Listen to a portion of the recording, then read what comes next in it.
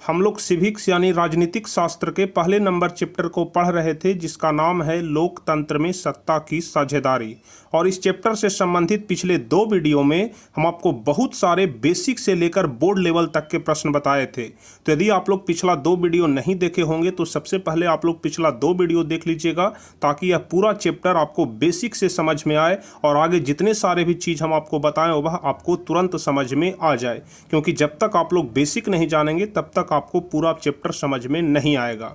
तो चलिए पिछले 2 वीडियो को तो आप लोग देखिएगा ही, उसी के साथ आज के इस वीडियो में हम आपको बचे हुए सारे प्रश्न बताएंगे जो कि पिछले वीडियो में नहीं बता पाए थे।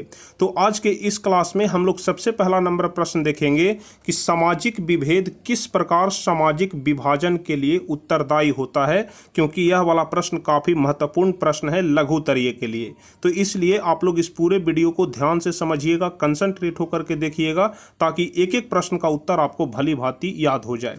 तो चलिए बिना समय गवाए हम लोग शुरू करेंगे, लेकिन उसके पहले यदि आप लोग चैनल पर नए हैं तो चैनल को जरूर सब्सक्राइब कर लीजिएगा, ताकि आगे के भी हर एक वीडियो का नोटिफिकेशन आपको मिल सके और आपकी बोर्ड की तैयारी बेहतर हो सके।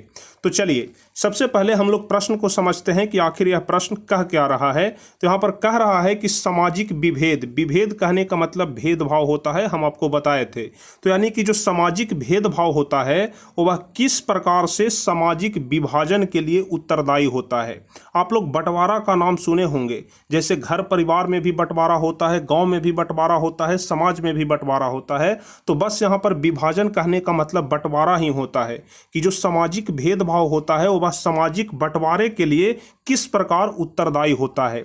आप लोग जानते होंगे अगर किसी के घर में भी बंटवारा होता है तो वह ऊंच नीच के कारण ही होता है, भेदभाव के कारण ही होता है। अगर तालमेल अच्छा नहीं बैठता है तो हर हाल में बंटवारा हो जाता है। और वही कहानी समाज के साथ भी होता है कि अगर थोड़ा सा भी भेदभाव हुआ तो वह विभाजन का रूप ले लेता है। तो हम लोग इसका जवाब किस प्रकार से लिखेंगे, बस आप लोग ध्यान से समझिएगा। हम लोग लिखेंगे कि वास्तव में सामाजिक विभेद सामाजिक विभाजन के लिए उत्तरदायी माना जाता है। यानी कि यह बात बिल्कुल सत्य है कि जो सामाजिक भेदभाव होता है वह सामाजिक विभाजन के लिए उत्तरदायी होता है। क्यों होता है? तो चूंकि प्रत्येक समाज में हर एक संप्रदाय के लोग रहते हैं, जिनका धर्म अलग होता है, भाषा अलग होता है, रीति रिवाज अलग होता है, रहन सहन अलग होता है, सभ्यता संस्कृति अलग होता है। तो जाहिर सी बात है कि अगर एक समाज में कुछ लोगों का धर्म अलग है, कुछ लोगों का भाषा अलग है, कुछ लोगों का रीति रिवाज अलग है, कुछ लोगों का सभ्यता संस्कृति अलग है, तो वहां पर सामाजिक भेदभाव होना शुरू हो जाता है। और यदि सामाजिक भेदभाव शुरू हुआ तो फिर सामाजिक विभाजन भी शुरू हो जाता है। जैसे मान लिया जाए कि आप लोग भारत और पाकिस्तान का उदाहरण लेकर के देख लीजिए। जिस समय हमारा देश आजाद हुआ था उस समय हिंदू और मुस्लिम सभी लोग भारत में ही रहते थे, लेकिन कुछ मुस्लिम और हिंदू में भेदभाव हुआ, जिसके वजह से मुस्लिमों ने यह मांग किया कि हमें अलग देश चाहिए और अलग देश का विभाजन भी हो गया। तो यहाँ पर जो भेदभाव हुआ उसी के कारण सामाजिक बंटवारा हो गया, यानी कि भारत और पाकिस्तान अलग हो गया। तो यहाँ से इस उदाहरण के माध्यम से आप लोग समझ गए होंगे कि किस प्रकार से सामाजिक भेदभाव सामाजिक विभाजन का रूप लेता है। तो हम लोग इसका जवाब यही लिखेंगे कि प्रत्येक समाज में हर एक संप्रदाय के लोग रहते हैं, जिनका धर्म भाषा रीति रिवाज रहन सहन सभ्यता संस्कृति अलग अलग होता है और सामाजिक विभेद जन्म के साथ ही शुरू हो जाता है। हम आपको पिछले वीडियो में भी बताए थे कि जो सामाजिक भेदभाव होता है वह जन्म के साथ ही शुरू हो जाता है। जैसे मान लिया जाए कि अगर किसी बच्चे का जन्म लोहार जाति में होता है तो उनके परिवार वाले यह सोच लेते हैं या फिर उनके समाज वाले यह सोच लेते हैं कि आगे चल करके यदि इसका कुछ में नौकरी चौकरी नहीं लगता है तो यह लोहा का काम तो करेगा ही करेगा। यानी कि जन्म के साथ ही जाति के आधार पर उसे बांट दिया गया, उसका काम फिक्स कर दिया गया। यही होता है सामाजिक भेदभाव। और इसके आगे हम लोग लिखेंगे कि विविधता अच्छी चीज है लेकिन देश के लिए घातक होता है। अगर हम सभी धर्म भाषा क्षेत्र में उलझे रहेंगे तो हमारा देश कमजोर हो जाएगा। जाहिर सी बात है कि अगर एक ही देश में सभी लोग अपना अपना धर्म मानने लगे, अपना अपना भाषा को ज़्यादा तवज्जो देने लगें और इसी में उलझे रह जाएं तो फिर देश आगे विकास नहीं करेगा, क्योंकि सभी लोग तो अपने धर्म और भाषा में ही उलझे रह जाएंगे, इसलिए हमारा देश कमजोर पड़ जाएगा। और इसलिए यहाँ पर कहा गया है कि सभी लोग धर्म और भाषा और क्षेत्र में ही उलझे रह जाएंगे और हमारा देश कमजोर पड़ जाएगा, हम आगे विकास नहीं कर पाएंगे और समाज का बंटवारा होकर रहेगा। अतः जो सामाजिक भेदभाव है या फिर जो सामाजिक विभेद है उसको मिटाकर ही सामाजिक विभाजन को रोका जा सकता है।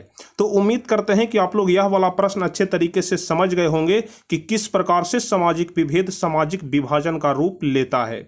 तो यह वाला प्रश्न आप लोग समझ गए होंगे।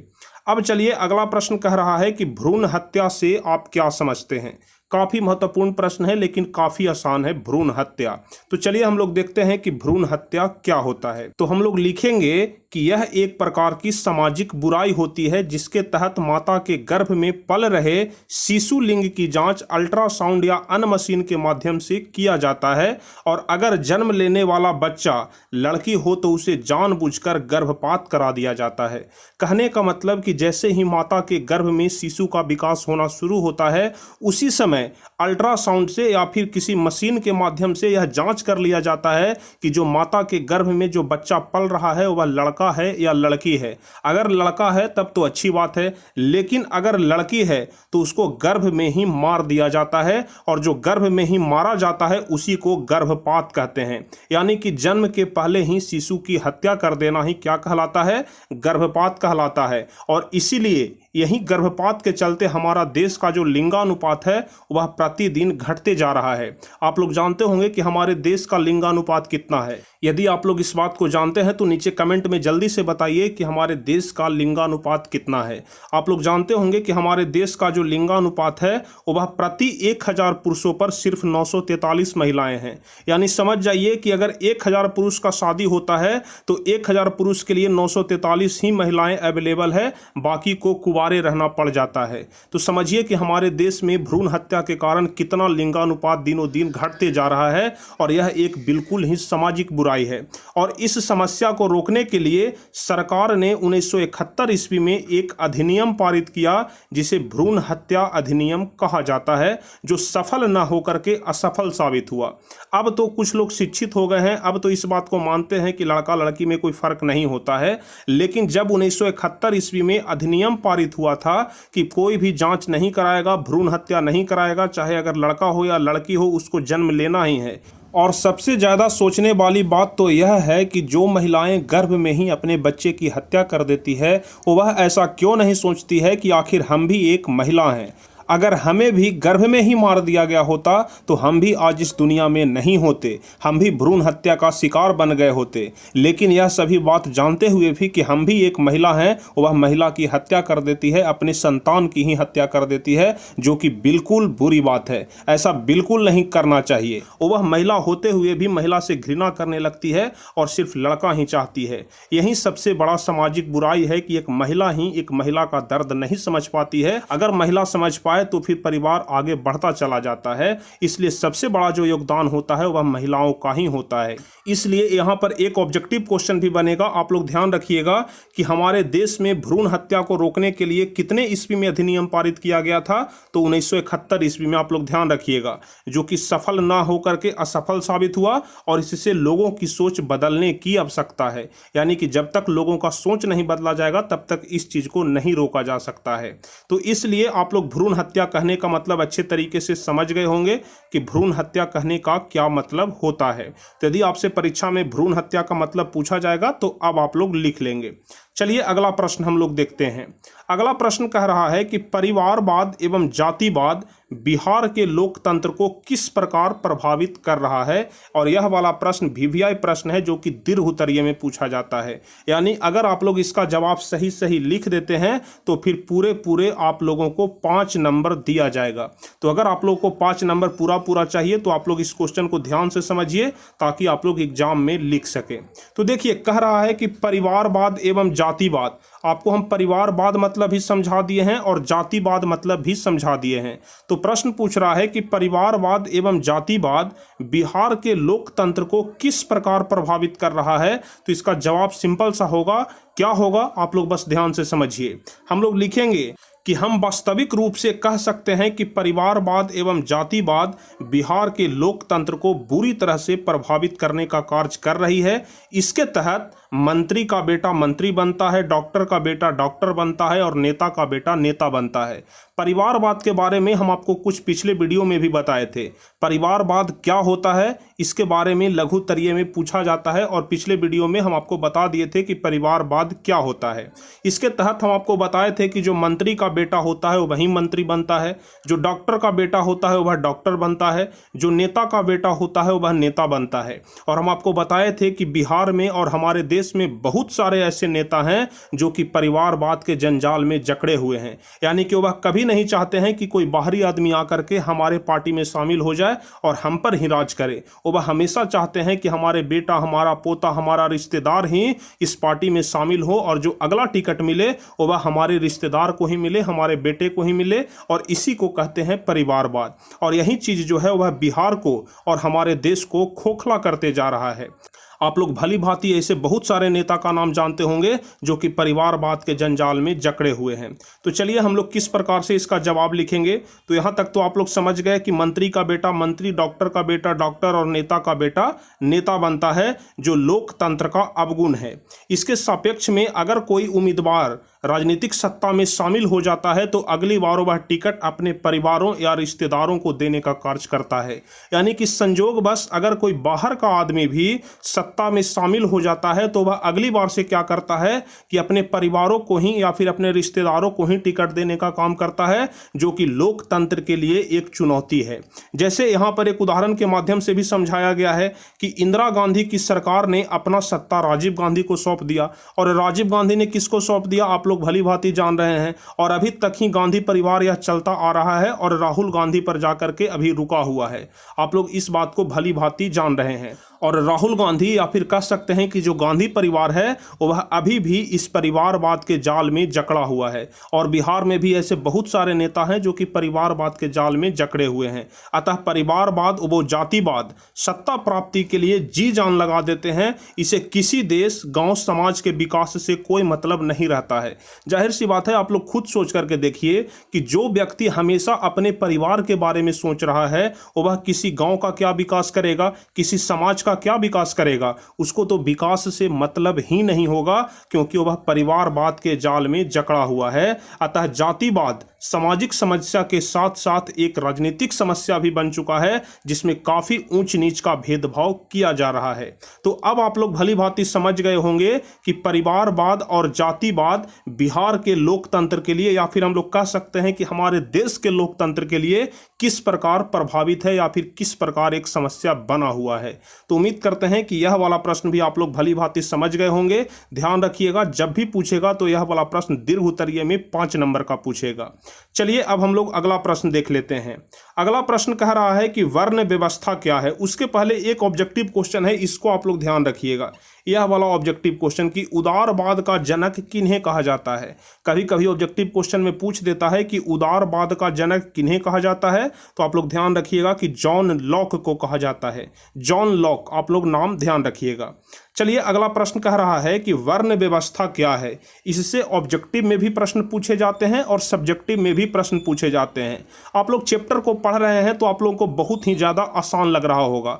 अगर आप लोग किताब लेकर के पढ़ना शुरू करेंगे तो फिर आपको एक लाइन भी अच्छे तरीके से समझ में नहीं आएगा, इस बात का हम दावा करते हैं। लेकिन जो हम आपको पढ़ा रहे हैं, तो अगर आप लोग इसको अच्छे तरीके से पढ़ रहे होंगे तो आपको लग रहा होगा कि काफ़ी आसान चैप्टर है, क्योंकि जिस प्रकार से जितने सिंपल भाषा में आपको हम पढ़ाते हैं कहीं पर भी आपको देखने के लिए नहीं मिलेगा। इसीलिए हम आपको बार बार कहते हैं कि जो भी हम आपको पढ़ाते हैं उसको आप लोग ध्यान से पढ़िए। 100% आपको सफलता मिलेगा ही मिलेगा, बशर्ते आप लोग को जो हम कहते हैं, जो पढ़ाते हैं, जो सिखाते हैं, उसको ध्यान से समझना पड़ेगा।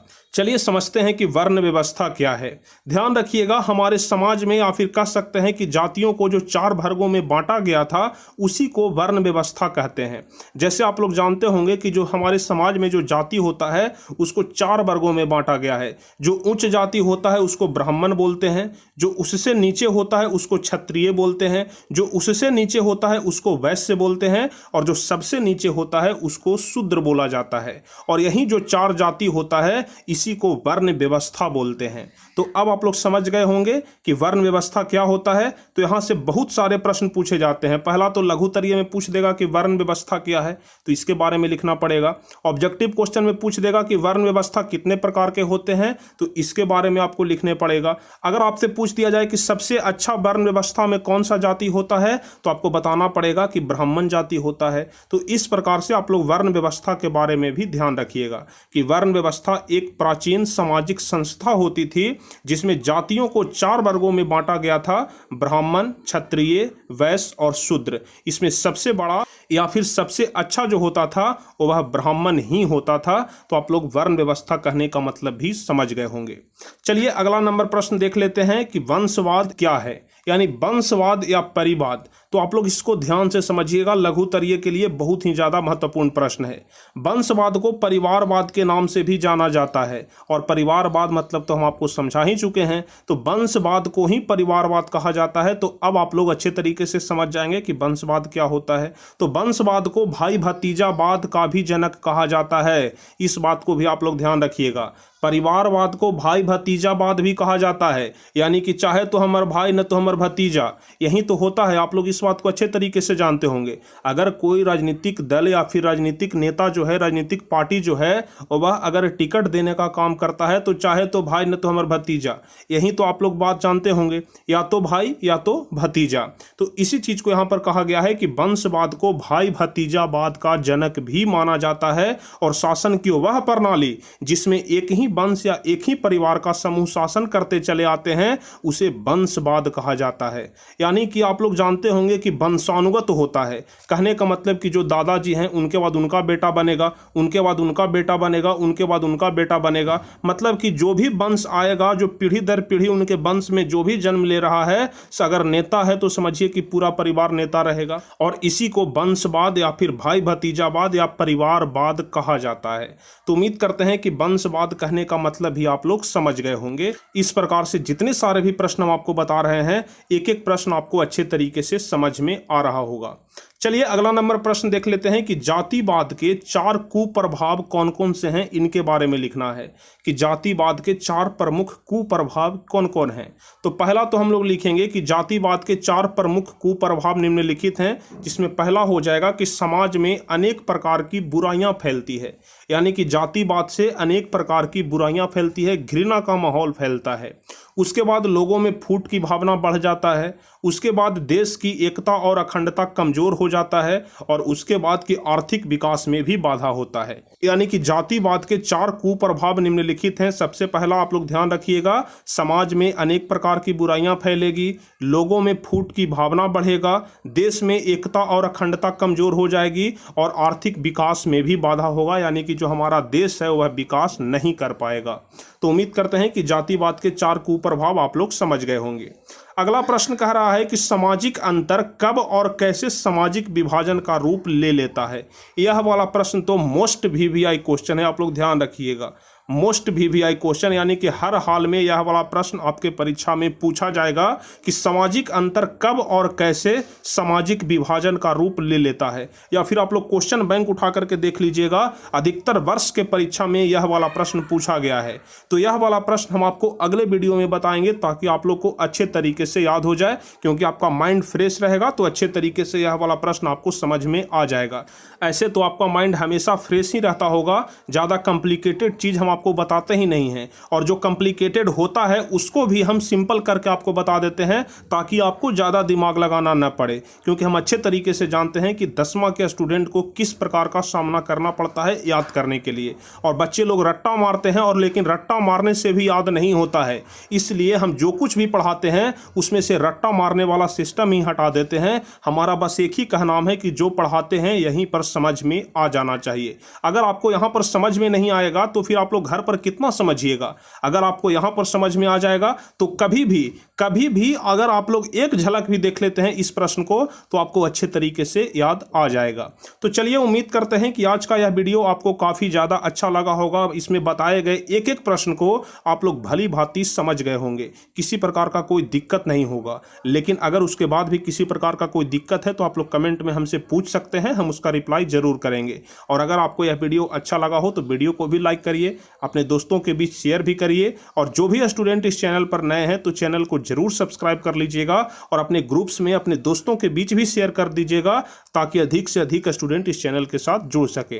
तो चलिए फिर मिलते हैं हम आपसे अगले वीडियो में, और हम आपको बता दें कि अगले वीडियो में आपका यह चैप्टर कंप्लीट हो जाएगा, यानी कि जितने सारे भी प्रश्न जो मोस्ट VVI क्वेश्चन होंगे अगले वीडियो में समाप्त हो जाएगा। तो चलिए फिर मिलते हैं अगले क्लास में, तब तक के लिए जय हिंद, धन्यवाद।